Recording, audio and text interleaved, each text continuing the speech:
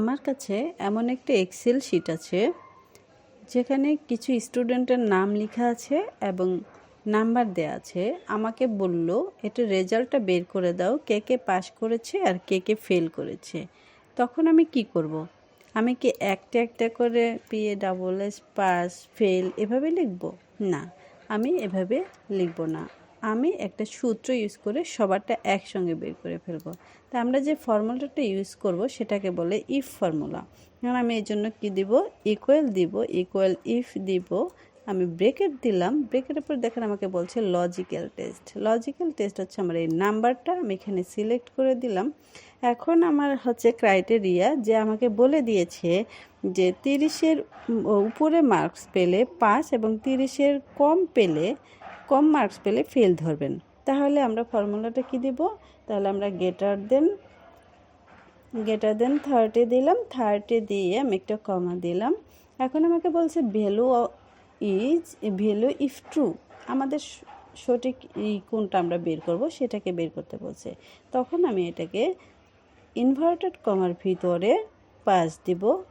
আমার পাসটা হচ্ছে 30 বেশি পেলে এবং 30 কম পেলে হবে ফেল। এর জন্য আমি এটাকে ইনভার্টেড কমার ভিতরে পাস এবং আরেকটা ভ্যালু ইফ ফলস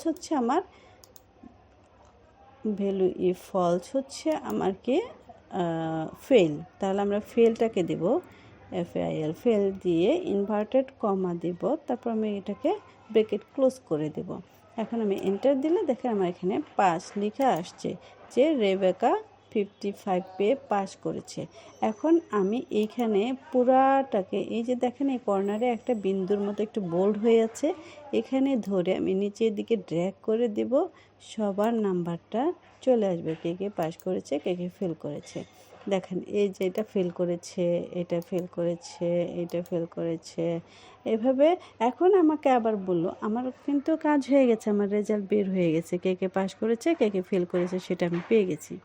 এখন আমার দরকার কয়জন পাস করছে সেটা বের করা। আমি এটাকে কী করে বের করব? এখানেও আমি একটা ফর্মুলা ইউজ করব, এটাকে বলে আমার কাউন্টিভ ফর্মুলা। তো কাউন্টিভ ফর্মুলাটা ইউজ করতে আমি ইকুয়াল কাউন্টিভ দিলাম, COUNTIF কাউন্টিভ।